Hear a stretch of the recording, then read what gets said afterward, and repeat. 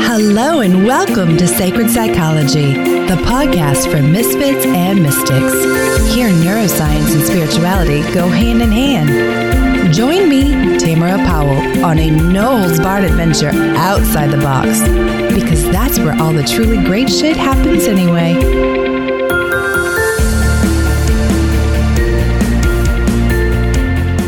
Welcome back to Sacred Psychology. I'm your host, Tamara Powell. The woman I'm about to introduce you to is one I'm endlessly awed by and fascinated with. She first came into my awareness when a friend and former podcast guest, Jess Rosen, who you may know as the intuitive bug lady, as I call her, she introduced me to Roz's archetypes for female leadership. Y'all know I am a huge fan of archetypal work because I believe it provides us with the opportunity to see ourselves in a universal theme and then channel the characteristics we wish to embody or heal those we wish to release. I saw myself in Roz's warrior and tribe builder archetypes and was curious about her process, hence this interview. When she was growing up, Roz wanted to be a vet or a scientist, but her fascination with human behavior and neuroscience led her to a career in organizational development, specializing in improving business outcomes by developing individuals, teams, and organizations. Well, after more than 20 years in corporate human resources and organizational development roles, a successful battle with cancer gave Roz the nudge to take her passion for transforming leaders and improving how individuals and organizations cope with change in a new direction. Leaving her senior corporate role in 2012, Roz established her consulting business, Shaping Change, to achieve her goals. Her inspirational business story was featured in the 2014 book, Australian Entrepreneur. Roz is a solutions and results-oriented facilitator with expertise spanning strategic planning, leadership development, organizational culture, change management, emotional intelligence, and employee engagement. She's also an internationally awarded, talented executive and leadership coach with current coaching clients at executive and senior levels in government agencies, private enterprise, and the community sectors. Roz is a keen writer, and in addition to her book, The Resilient Employee, and her own blog, she contributes regular articles to Leader in Heels, The Huffington Post, Thrive Global, and For People Development Magazine. So, y'all, without further ado, please join me in welcoming the one, the only, the ever incomparable Roz Cardinal. Hey, Roz, welcome to the show. Thank you. Really looking forward to it. I am so excited that you are here. This conversation is such a timely one and so needed, I think, in all of our circles. Absolutely. It's one of these things that women have been thinking about and talking about for a really long time around, leadership and women and how, we need to do it differently from men. Mm-hmm. At the moment when, it's not being done particularly effectively.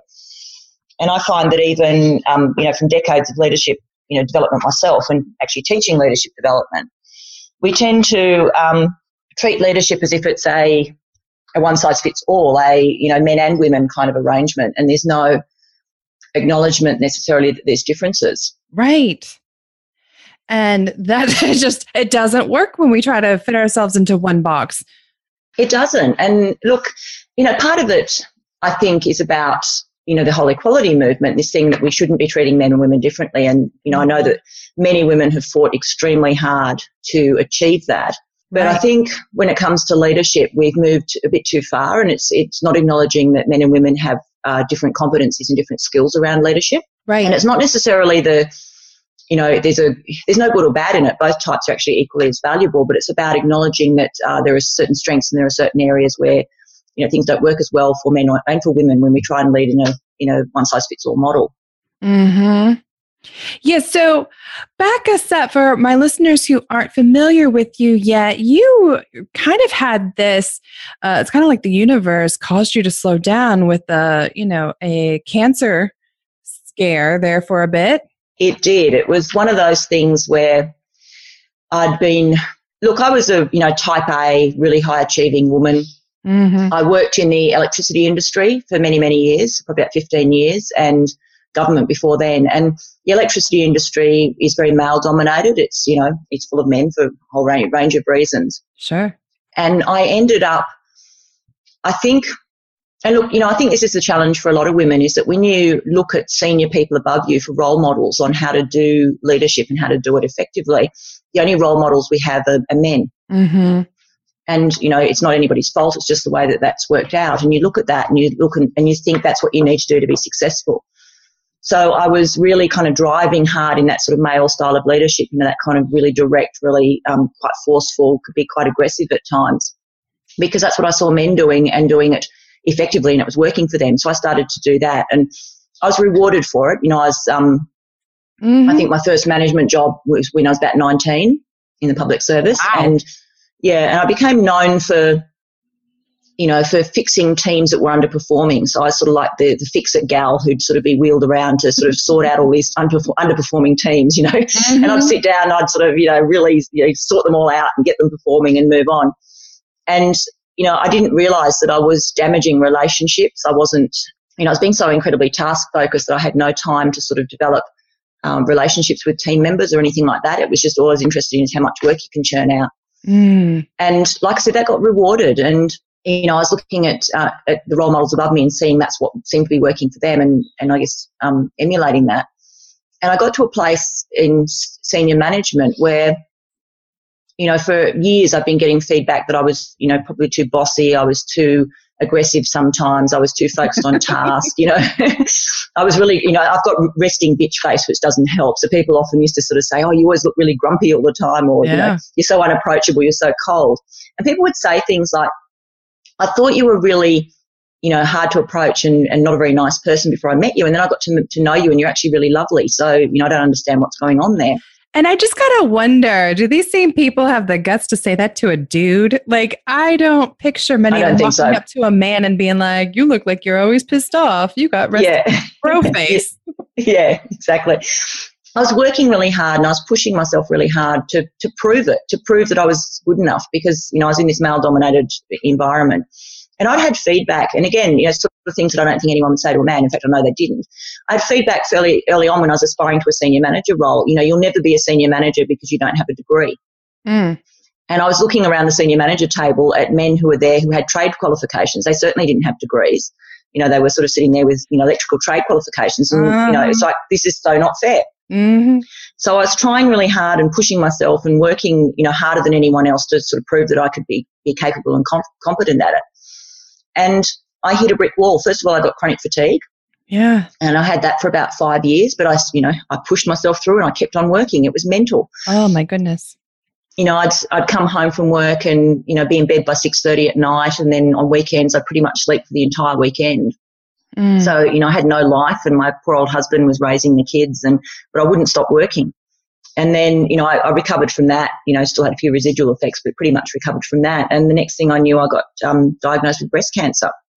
So the universe gave me a really good slap around the head and said, you've got to stop doing this and you've got to figure out a better way of operating. And, you know, it's because I was running on adrenaline the whole time. And, yeah, so, you know, big diagnosis. It was terrifying. And it happened, it's one of those awful, awful coincidences. It was the anniversary of my mother's death from breast cancer when I was diagnosed on the day. No.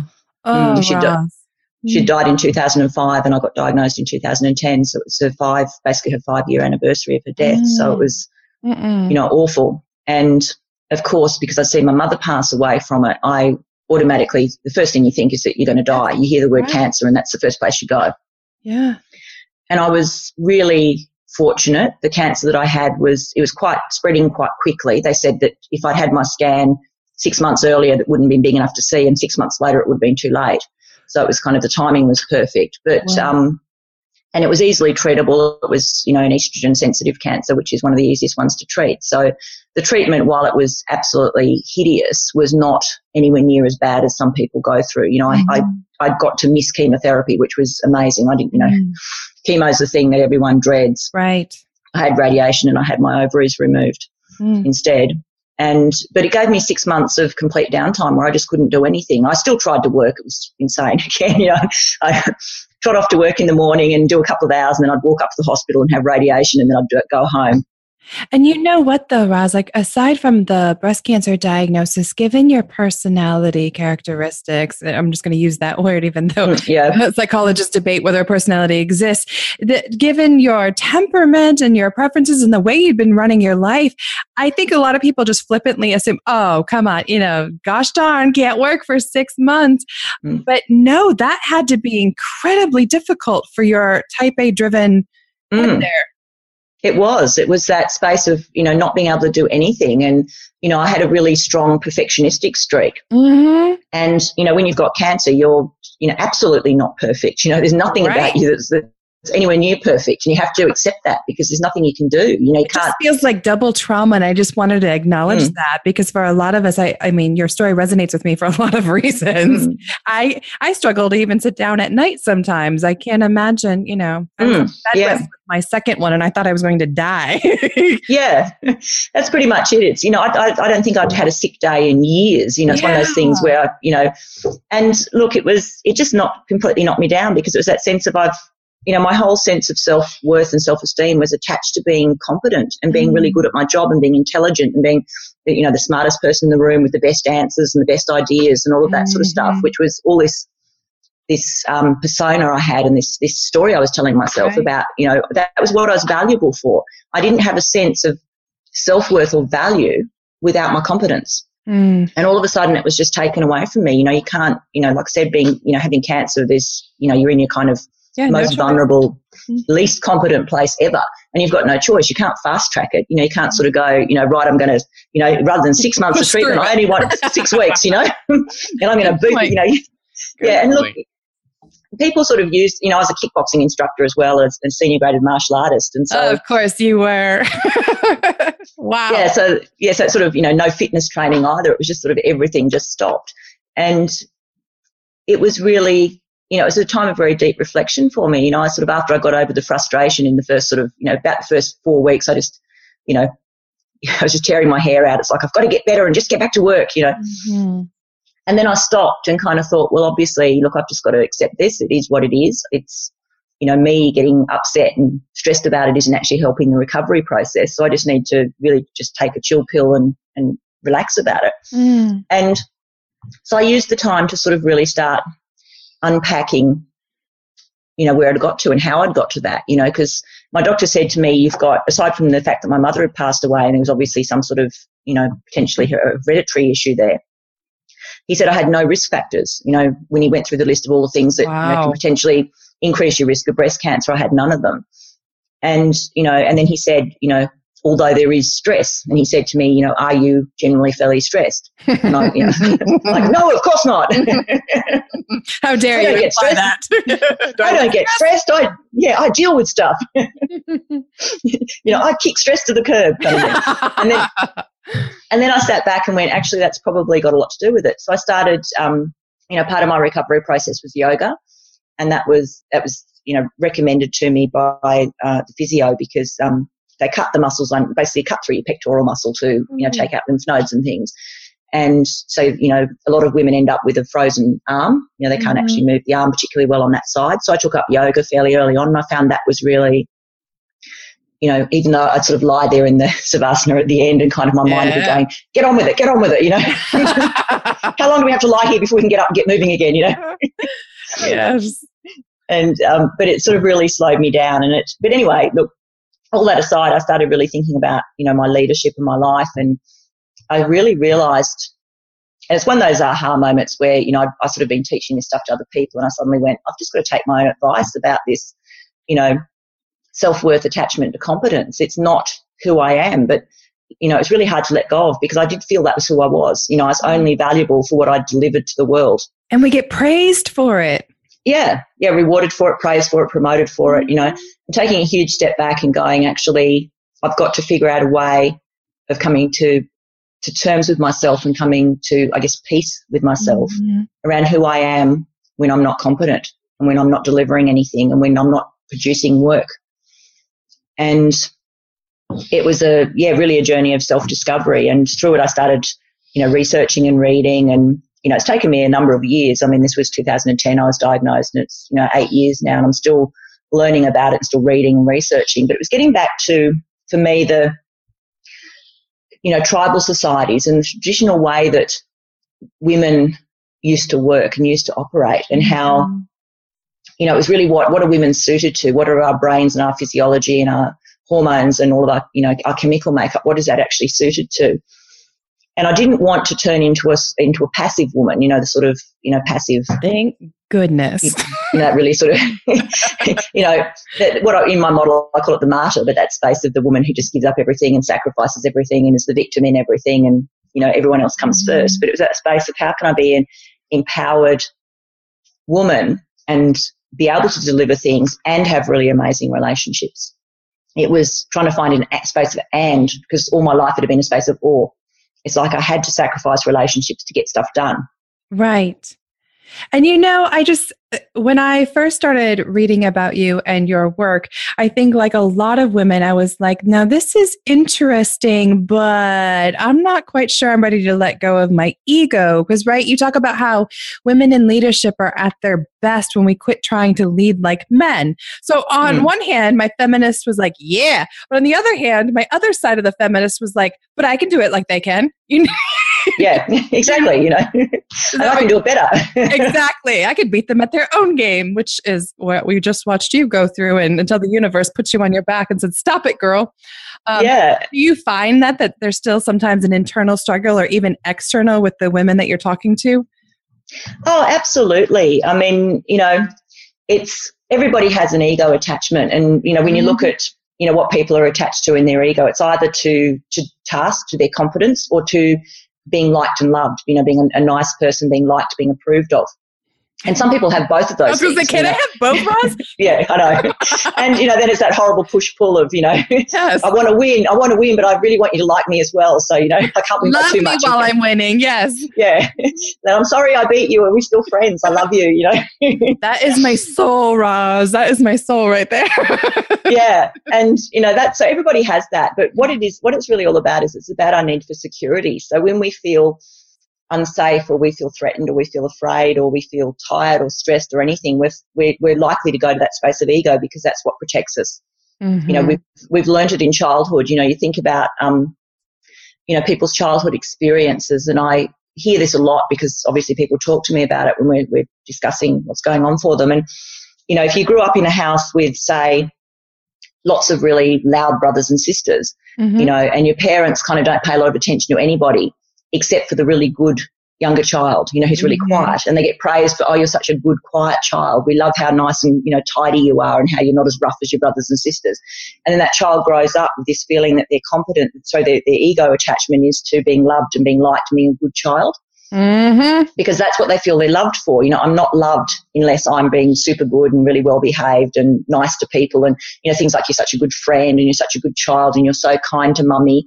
Yeah. It creates that. And on the other side, you've got children who are rewarded for their ability, which is, kids whose parents maybe make a big deal about their school results. Mm-hmm. So every time they come home with a great result on a test, they're told, oh, you're such a clever child, you're so smart, we're so proud of you. And then they get that ego attachment to being competent. And well, that's why I was screwed, Roz. I got both. Yeah, me too. I had a military Christian dad, so I got you need to be meek and kind and sweet, but also A minus what? No, A. Let's go. Yeah. And look, I had the same thing. I mean, I remember my parents being really big on, school results. And I remember one day coming home with like I think it was 99% on a maths test. And I showed it to my parents and I got what happened to the other 1%? What's wrong with you? Yeah. Yep. And look, that's just, all parents do it to their kids. It's not something, not blaming. There's nothing dysfunctional about it. I mean, I do hear some very dysfunctional stories, obviously. It can be, but it's not necessarily so, yes. It's not. It's just normal kid. Like people say to me, look, I had a great childhood. My parents were fantastic. But they, when I think about it, they were probably a little bit too excited whenever I got a really good result on a test. And it just, what it creates for the child is this belief that that's what I'm valuable for. Right. It's that thing of, and as an adult, you look back on it and think it's just so illogical. But as a child, it's that sense of, I did well. My parents are proud. They love me. Right. It's how we made sense of our world. Yeah. Absolutely. And then you grow up with an attachment to either competence or to niceness, to being a good, quiet, sweet child. I coached somebody a few years ago. She was a CEO and she was sent to me by her board because she was underperforming and they were wanting to get rid of her. she was an Irish Catholic and grew up with a really big family. She was the oldest of 8 kids or something. Yeah. And her mother died when she was quite, when I think the mother might have even died in childbirth with the youngest. And so this, it's like 12, 13-year-old Catholic girl basically took over running the household because her dad didn't cope. And she basically raised her younger brothers and sisters. And she grew up with this feeling that was her lot in life was to look after everybody else, to care for others, to put them all first. And that was her sense of self-value. And then as an adult, that was really getting in her way because she was, she had a lot of issues going on at work, but there's a lot of home issues as well where everyone in her life stepped on her, walked on her, got away with everything. She never did, never stood up for herself. And I gave her, the first piece of homework I gave her from coaching was I said, what is it you really love to do? And she thought about it for a bit and she said, I love a really good novel and a cup of coffee. And I said, well, when's the last time you did that? And she said, oh, no, I haven't done that for years. I don't have time. And I said to her, that's your homework, is half an hour in a coffee shop with a really good book. And she said, she looked horrified and she said, I can't do that. I can't do it. It's too selfish. Oh, no. Yeah. And she eventually did it. And, she had a happy ending. She kept her job. She actually ended up sorting out a lot of issues in her home life. And, she's an amazing woman. But that's the feeling of the sort of sense of self-worth is that I'm only valuable because of what I do for other people. Oh, a brilliant example. Mm-hmm. Yeah, so we do get pretty messed up, inadvertently, even with, like I said, with great childhoods, we still see this sense of dysfunction that happens. I was just going to say, so you've come to reinvent that for us. Yeah, so for women, I work with men and with women and have done for years in the coaching space. But like I said at the beginning, it's bothered me that there wasn't anything specifically designed for women. So in all of this reading and all of this uncovering of how men and women like to operate, one of the things that I realised through all the reading I did about tribal societies is that men and women, when they lead in, I suppose you call it our natural habitat, it looks different. So men and women's leadership looks different. So for men, it's when you think about what leaders do in, tribal societies, even today in tribal societies, men are leaders because they're strong, because they're fast, because they're good hunters, because they're good warriors, all of that sort of thing. They have a very hierarchical system where there's only room for one person at the top. Right. And, number one hunter, if they go out on a hunt and, if he's having a bit of an off day and he misses the first deer that he throws his spear at, it doesn't take very long before the tribe goes, look, sorry, dude, you're out. It's time for number two.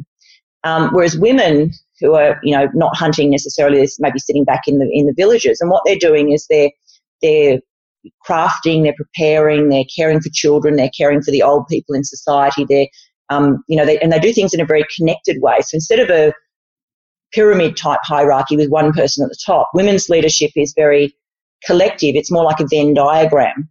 Yes. And women become leaders because and it's not a competitive thing for women. With men, it's that competitive form of leadership. With women, they rise to leadership because their skills are needed by the tribe right now.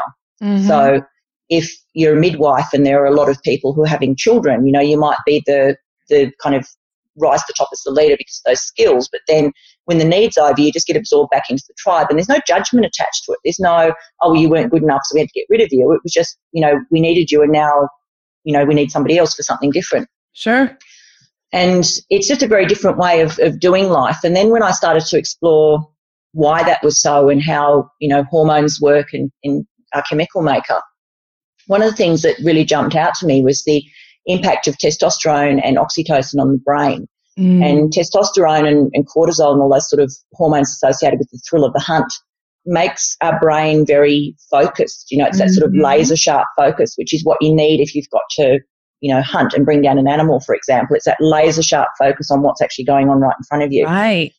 Whereas oxytocin creates this much broader, more strategic, longer term, wider scanning kind of focus. And so for women, when they think, and this has been proven through competency assessments, many, many times in all kinds of environments, is that women actually are better at broad scanning and strategic thinking, that sort of broad, what's our impact on the world in a way. Because when you're caring back in our tribal societies, you're caring for babies and you're caring for old people. Right. And you have this multi-generational focus of, very and broad. also this, Yeah, and you're thinking about your children and your children growing up. And again, it's that broad focus of what's going to happen to the community and to the environment and to, our impact on the world. Whereas for men, it's that short term, we've got to bring something down and we've got to do it really well. And when you bring both types of thinking together, you create this incredibly powerful paradigm where you've got both. And it's not to say that this is specifically male and female. You can actually do both types. It's just we're genetically predisposed to one over the other. Mm-hmm. And when I learned that and kind of got this big aha moment about women forcing themselves and being forced into a male-constructed world, which is what business is all about, that was my moment when I kind of went, I've got to do something about this, because the world of business is constructed for that alpha male, by alpha males for alpha males. And even men, yes. Mm-hmm. even men who aren't alpha males don't flourish in it. It's only the alpha males who flourish in it. And it makes sense, because when we look at the Industrial Revolution about 250 years ago, women, when the idea came that you left your home or your village and you went to a place that they called work, women weren't allowed in there. It was only the men. Right. So, when women were there, they were kind of in fairly subservient roles and they left fairly quickly. I mean, even a generation before me in Australia here, you were forced to leave the public service when you got married. You weren't allowed to be a public servant after you're married. Yeah, seriously. Wow. Come on. And certainly, I know. I mean, that was, I remember being, I think, about 19, and I remember talking to a lady who's in her 50s, and she said it was her second stint, because the first time round she was forced to resign when she got married. Her last day of work was the day before she went off to get married, because you weren't allowed to be a married woman and be in the public service. I know, right? You just picture Australia being so progressive sometimes. Further than the US and so many things like socialized healthcare, but you get married, you're out. Mm. Yeah, and look, by the time I entered this public service, it was different. But I mean, even in my generation, a lot of women left work to have kids and never came back, Yeah. So anyway, so we've got this workplace that was designed by men to suit men, because they were the only ones who were in it. Mm-hmm. So it's not their fault. It's just simply that, there was nobody around to go, hey, guys, let's think about doing this differently. Sure. And what happens for women when we push our way into that paradigm is that we become that tyrant, that space of the doing masculine, but because it's not natural to us, we don't do it effectively. So have you been following me around? Maybe. Yeah. And then we become that person, the person I was labelled as when I first started becoming a leader, which was this, bossy, too aggressive, talks too much, tries too hard, all that sort of stuff that I knew myself. When I got the feedback, I would be completely affronted when somebody said it to me, but deep down it was, I knew it was true. Mm-hmm. Because, it doesn't work effectively for us. We're pushing ourselves into something that doesn't, it doesn't suit us. And in order to try and be effective in it, we overdo it, and it comes at a cost to us. I mean, I talk to women all the time who are struggling with, with overwhelm, with, workload, with trying to prove themselves, and they're losing things in their life. It's this thing of, I haven't seen my kids for weeks, I remember myself coming back from I came back from a work trip. My kids were about, 13 or 14. And my daughter's always been a little bit cheeky. Mm-hmm. And I walked in the front door, and she turned to her brother and she said to him, "Who's that strange woman, and why does she seem to think she lives in this house?" Ooh. I know. I thought, ouch. Ouch. Mm-hmm. And that's what happens is we sacrifice things to be successful. And I guess the message is that it doesn't have to be like that. You look at amazing women who get it really right. When you think about women like Arianna Huffington is a fabulous, fabulous example of that. Do you know her story? I do. Mm-hmm. Yeah, she passed out in her office and fell over and cracked her cheekbone open and could have died. And that was when she stopped, and she, basically stopped everything she was doing and moved out of the corporate world and started her Thrive Network. Right. And that was her huge wake-up call. And, she's doing an amazing job. I saw her speak at a conference here in Sydney. She didn't end up attending. She attended by video conference because one of her close friends had parents who'd been in a car accident. Wow. And she said, look, that's more important than me flying to Sydney and being at a conference in person. So good for her. I know. A lot of people wouldn't have done that. They would have been, I'm so sorry your parents are in critical condition in hospital, but I've got a conference to go to, Mm-hmm. And instantly I'm thinking of all the women listening that are like, I don't need the cancer diagnosis or the gash in my cheek. I'm listening, universe. At least I hope they're thinking something along those lines. Like, let's get it done this way now. Yeah. And so what I've really discovered for women, and look, what I did when I developed my system is I went back to research. I sort of went back to what we know about human motivation and about how women lead and all of these things that I've been talking and thinking about. And I went back to the basics of David McClelland's work on human motivation. Mm-hmm. And he breaks human motivation down into 3 parts. It's the need for achievement, the need for affiliation, and the need for power. Mm-hmm. And that's the basis of my model. What I did was I divided power into 2 parts for women, because women I see using power in 2 quite complementary but different ways. Now, with the need for power, it's quite complex, and McClelland wrote a whole book on it. Mm-hmm. And there's kind of like a positive and a negative side of it. There's the positive side, which is power for the collective. He calls it socialized power, which is power for the good of the community or for the team or for the family or whatever it is, but it's bigger than me. Mm-hmm. And there's personal power, which is about me, which is this space that we get into, which is, proving ourselves. It's ego attached. It's, I've got to work harder, work better, prove myself, prove everybody else wrong. The shadow side. Mm-hmm. The shadow side. And so I really focused on, developing this model around those needs, the need theory. And I also looked at things like, Karen Horney, who identified, patterns of neurotic need in people. Yes. We shrink types love her. Yeah.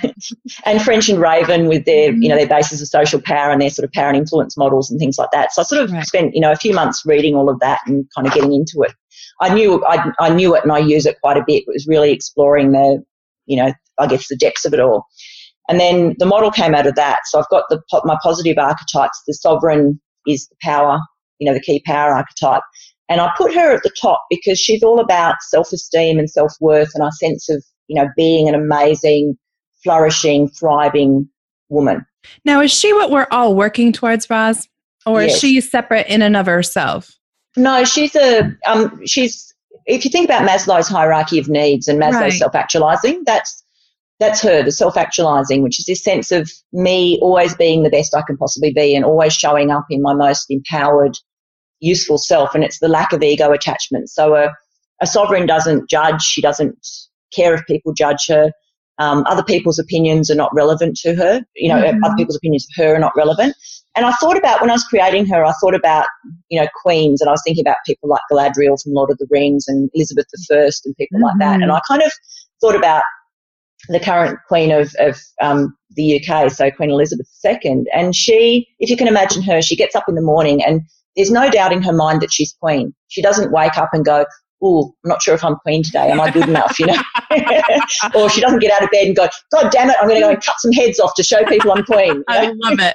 Yes. She just gets up and she's queen. She knows that. It's, it's who she is. It's not a mantle that she wears. It's who she actually is.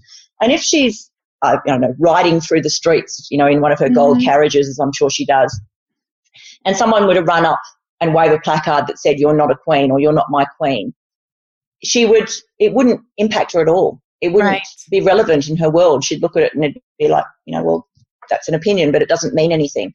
And that's what the space of the sovereign's really about, is that other people's opinions of us are just opinions and they don't mean anything to us because we're really solid in who we are and what we stand for. And it's a very values-based, very purpose-driven space.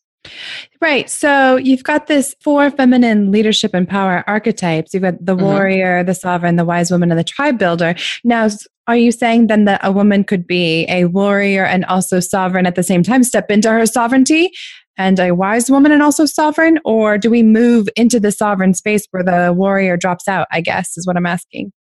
No, so the idea is it's situational. So the sovereign is the most important because without her, we actually can't access the others. Right. If we're not really solid in our sense of self and our self-esteem and our self-worth, we're not going to be able to access the others and we will drop into the shadows because that's the space where, we're feeling insecure, and ego attachment is in the shadow world. So, if we're really solid in our sovereign and we look at the world around us and go, what do I need to do right now? What do I need to be?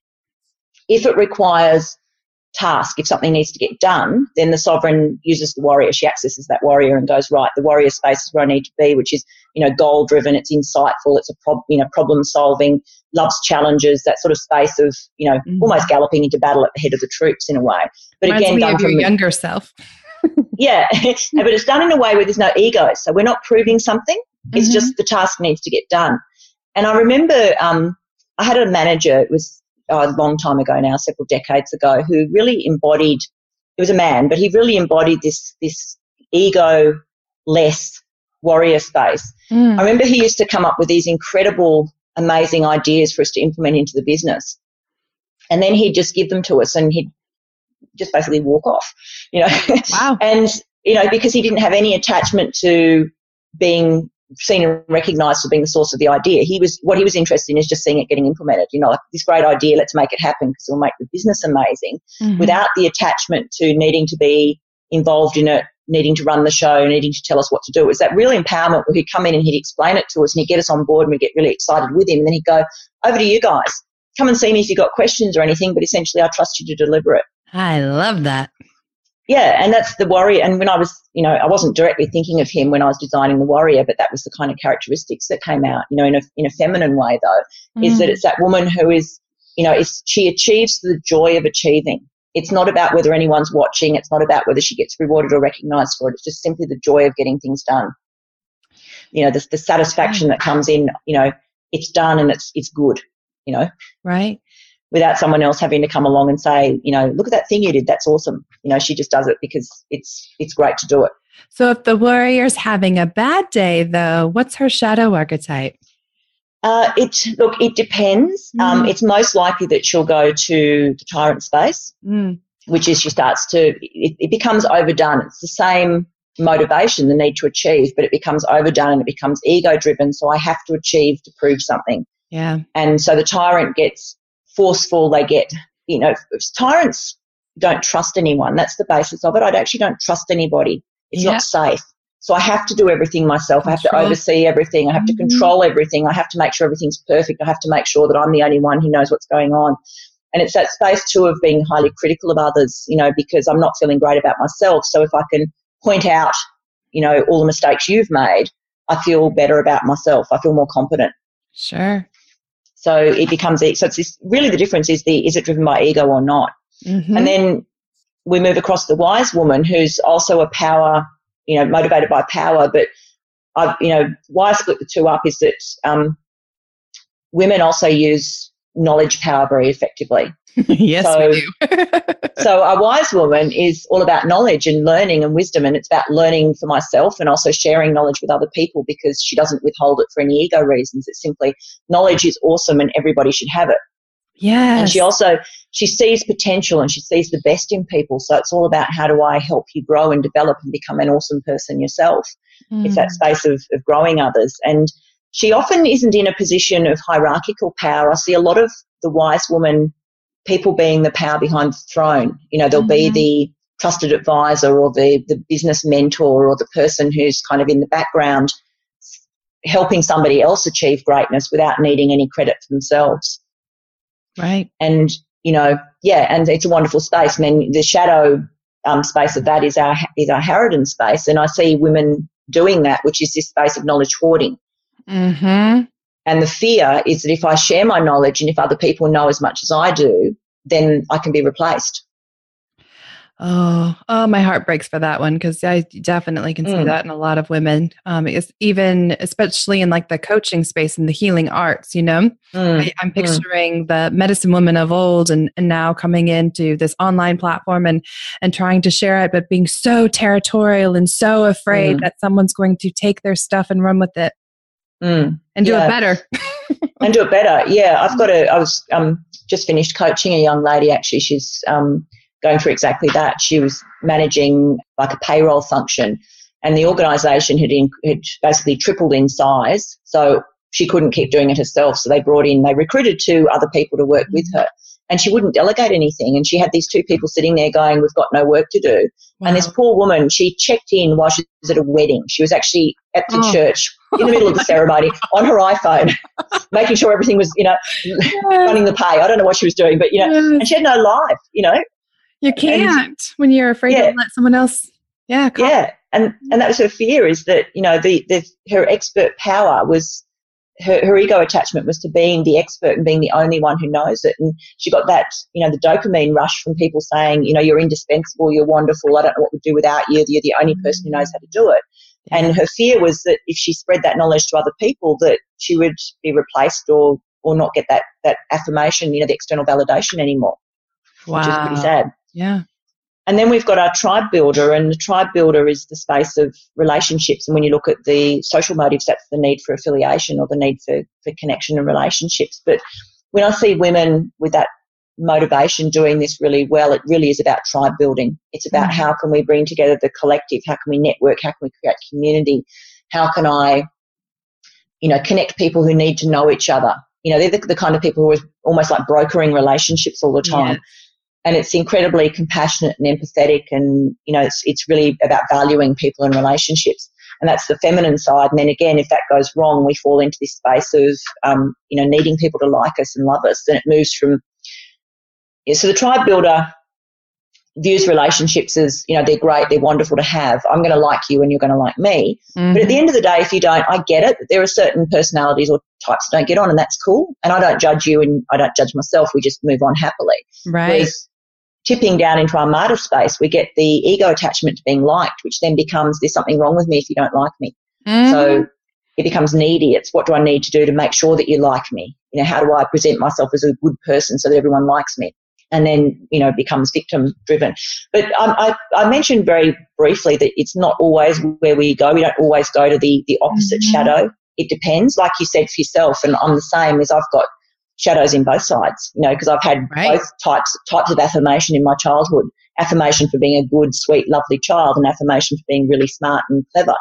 So I love that about your model. It's like different settings, different behaviors. And it also takes us back to that attachment theory that I've noticed in myself and in clients, that different people, different shadows come out. So if I'm around parents versus a lover or children, I'm going to notice a different shadow come on out. Exactly. So if I'm around, when it's related to my work, I can absolutely fall into the tyrant side of it. But when it comes to my personal relationships, home and my hubby and my kids and things like that, I'll quite often go into the martyr space, which always shocks me because it's so not me. And I'm sitting there going, what the hell? Who are you right now? Where did this come from? And then the very bottom of the archetypes, the bottom of the diamond is the hermit. And that's the space where we check out. Just withdraw. Bye. Just withdraw. Yeah, exactly. It's all getting too hard. I'm just going to ignore, it's the ignore things and hope they get better. Yeah, or even apathy. Yep, exactly. It's that space. Pretend we don't care. Yep. It's all too hard. I'm just going to, hide. And, we all go there. Again, it's that sort of deepest space. It's the deepest space of the shadows. It's our most insecure space. And everybody does it from time to time. So it's, again, I've been there, and we still go there. That's the thing about it, is that we don't expect that everybody will live in the key archetypes all the time. We all have our shadows. They're all triggerable. The key, though, is knowing when you're there. Yeah, be mindful. Getting out of them. Mm-hmm. Yeah, and getting out of them, looking at yourself and going, like I do when I get into martyr, and going, what the hell is, how did I get here? What's going on? Who are you? And then going, okay, so I'm here. So what am I going to do to get back into my key archetypes and actually be, the true person I know I really need to be? And that's a choice. It's a decision point. I love the non-judgmental spirit about it all, that you can even pinball between some of them. Because I think there have been days even where I've gone through 3 in one day where I'm just ready to burn down the interwebs and be the hermit. Like, fuck y'all, I'm out.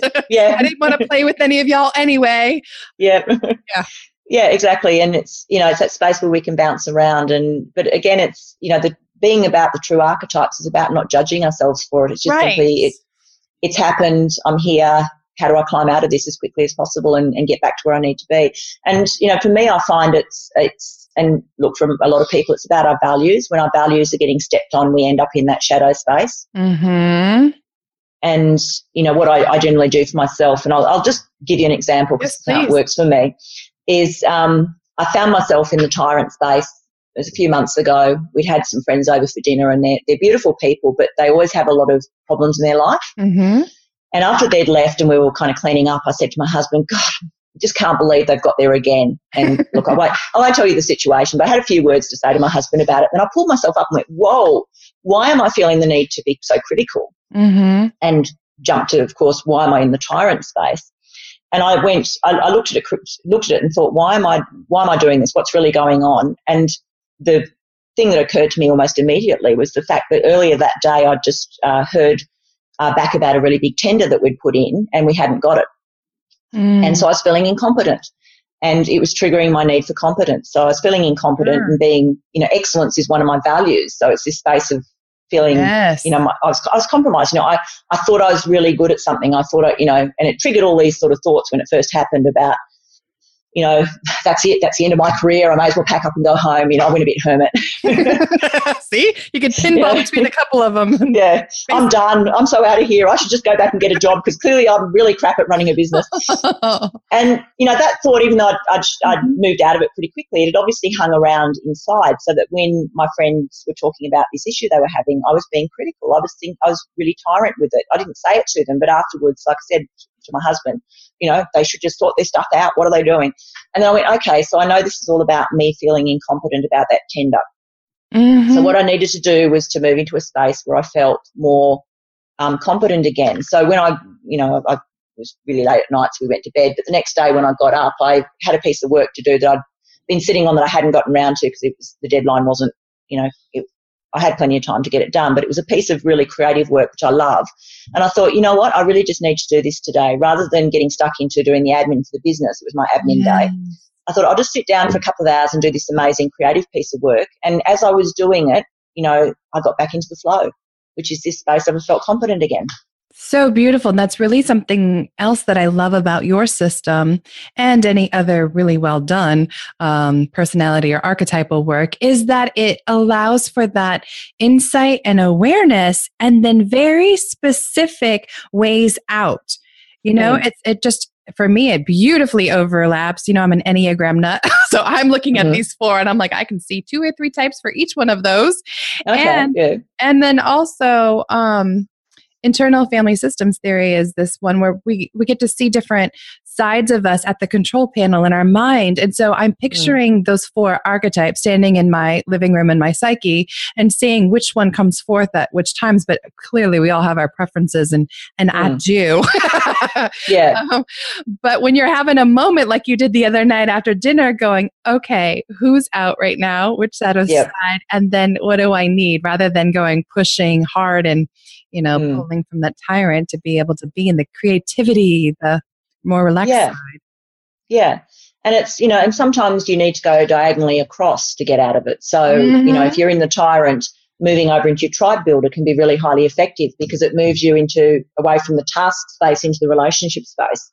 So it kind of just drops the task altogether and goes, how can I be a relationship builder today? How can I connect with people? How can I empathize? How can I be around people where I'm going to be sort of feeling that really strong connection? And likewise for our martyr can, sometimes the best fix for the martyr is to go, how do I move into the warrior? What task do I need to do? How do I really start connecting to this, getting things done? It's so great because it really honors the psycho-spiritual strengths that each woman has and gives her permission, I think, to really blossom into what she's naturally good at rather than trying to be the good girl or the driven boss with power shoulder pads from the 80s. Yeah. Just do it your way. Absolutely. And, I know, and I've coached some amazing women who, were the real role models I was thinking of when I was designing this. And I see that in them, these women who are just so confident and secure in themselves and they have really good boundaries. They don't work till midnight every night. They have these boundaries about, I go home at 4 o'clock on a Friday night because, I go home to spend time with my kids. Right. Or I'm absolutely going to walk out of here in the middle of the day to go and see a school concert because they're my children and they're really important, Mm-hmm. And I remember I read something the other day and I can't remember what the article, I can't even remember what it was about, but the thing that really jumped out for me is the woman said, I snuck out to go to a school concert and felt guilty.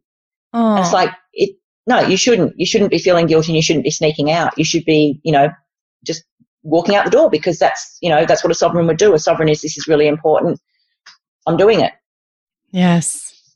It's making really good choices. And, when I talk to people about this, I talk a lot about sovereign choices, which is, what would your sovereign do right now? What would the choice be that a sovereign would make, when you're umming and ahhing? And what's fantastic about that, it is absolutely backed up by science and psychological research, that while we're so afraid of stirring the waters, that actually, especially in business and leadership, but even in just relationships as well, the respect factor always goes up from those around us. They may not know what to do with it the first time you throw down a boundary, like, no, I'm not going to feel guilty, I'm leaving work today at 4:00. Yeah. But the respect factor goes up. Yeah. Yeah, I had a conversation with one of my coaching clients a couple of weeks ago, and she asked me the question. She said, I feel like I have to work really long hours and really hard to prove that I'm adding value. And I just said to her, I reframed it for her. I said, what you've got to do is rethink your sense of adding value from quantity to the quality. Yeah. And it sounded like a really simple thing. And even as I was saying it, I thought, it was a throwaway comment, really. It wasn't meant to be anything deep. And then she said, oh, my God, wow, why hasn't anyone ever said that to me before? And she said, that's it. That's the thing. That's it. I've been defining everything about the volume of work that I do, not about adding value. And she was off to she was going to be acting in a more senior position interstate, because the head office of her business is actually in Sydney. Mm. And she headed up there, and one of the things I texted to her, as she was heading up, is I texted to her, own that goddamn room. Yes. Because what we talked through was adding value. I said, you've got to be very, almost like guarding your value. It's like only add value when you really think it's going to be very powerful. And she said to me afterwards, she said, look, I would have gone up there and just talked a lot, just to kind of insert myself into everything to kind of be visible, because that's what she thought she had to do to be successful, be visible. And she said, I didn't. I just basically sat on it and added value when I felt I could really say something really powerful that would really change the landscape of the conversation. And she got the most amazing feedback from everyone she interacted with. It was that sort of sense of, wow, when you say something, it's really profound. It's something really worth listening to. And she said it was just so different from her of a couple of weeks ago, who would have gone up there and just sort of talked a lot to be seen. Look at me adding value. Here I am adding value over here and over here. She said that herself. She said that's what I'd be doing. I'd be like, hey, add value, add value, add value. Here I am. Look at me. We've all had those moments. Yes. Yeah, and when she thought about it, she just had this thing in her mind all the time about it's not quantity, it's quality. And it made such a huge difference for how she was perceived. She said she was really surprised. And it was interesting because the CEO had said to her before he, transferred her up there, he said, it's easy for you, you're a big fish in a little pond. And he said, I'm going to move you up here to head office for a couple of weeks and just see how you go when you're in a big pond. That's why I'd sent her the text about own that goddamn pond was, Yes. And she said when she'd finished up, the feedback he gave her was, look, you amazed me. That was incredible. You were so much more than what I was expecting. And as a result of that, they've offered her a position in there, actually a permanent position there. So she's moving at the end of this year. How fantastic. Yeah, it's less about the doing and the striving and the, hectic pace and just the being. And that's what I love about your archetypal system. So where can people learn more about you, hang out with you, and dive into their own leadership archetypes? We're a little bit behind on web building. We got distracted by the GDPR and all of the stuff that had to happen for that. Understandable. A lot of people did. All of us, yeah. All of us. So the assessment is going to be coming online at some point, in the future, hopefully sooner rather than later. Fantastic. And it's at rosalindcardinal.com. So ROSALIND, cardinal, like the cardinal bird.com. And there's a Facebook group called The Art and Science of Female Leadership. Which is awesome. Yeah, thank you. And there's also, I've been running what I'm calling the Sovereign Women's Salon, and I've run that face-to-face as a one-day program twice now. And it's a virtual program that's in week 6 of 6 weeks at the moment. But that's, if people are interested in seeing that, they can go to shapingchange.net.au/Sovereign Women's Salon. And I will have links to all that in the show notes, so y'all don't have to worry about trying to write it down now. But good. Just need a note in that in your psyche. Roz, thank you so much for the treasure trove of information you gave us today. You were such It's been an absolute pleasure. Thank you so much for having me on the show. I've really enjoyed it. Thank you.